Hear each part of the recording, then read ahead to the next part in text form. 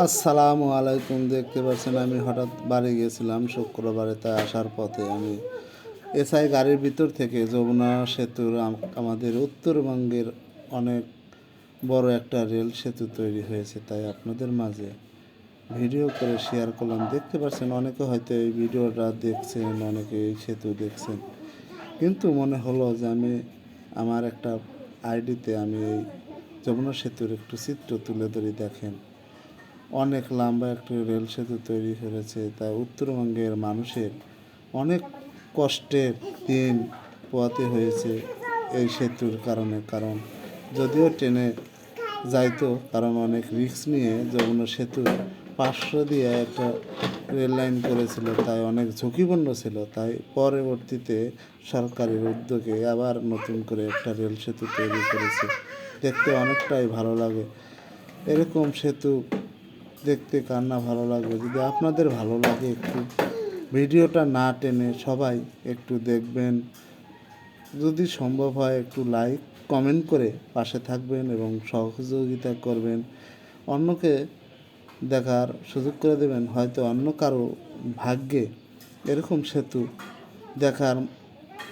দেখতে পারে না, তাই হয়তো এই ভিডিওর মাধ্যমে অন্য কেউ যে যমুনা সেতুর উত্তর পাশ দিয়ে আরেকটা রেল সেতু হয়েছে, দেখতে অনেকটাই সুন্দর, তাই হয়তো বাস্তবে না দেখতে পারত, কিন্তু হয়তো মোবাইলে ভিডিও দ্বারাই এই সেতুটা দেখতে পারবে। হয়তো জীবনের একটা আকাঙ্ক্ষা থেকে যাবে যে উত্তরবঙ্গের যমুনা সেতুর পাশে দিয়ে একটি রেল সেতু তৈরি হয়েছে, কিন্তু আমরা দেখতে পারিনি। এই কষ্টটা যেন কারো মনে না থাকে, তাই ভিডিওটা সবাই না টেনে সবাই একটু দেখবেন, অন্যকে দেখার সুযোগ করে দেবেন।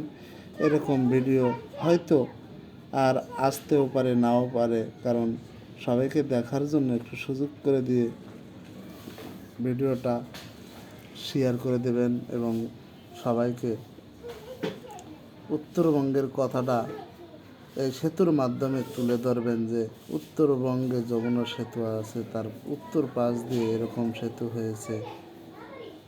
ভিডিওটা ভালো লাগলে লাইক কমেন্ট করে পাশে থাকবেন, আর না টেনে সবাইকে দেখার সুযোগ করে দেবেন। হয়তো ভিডিওটা ভালো হয় না গাড়ির উপর থেকে, তারপরেও আমি মন চাইছে আপনাদের উপলক্ষে আমি ভিডিওটা করে একটু শেয়ার করি।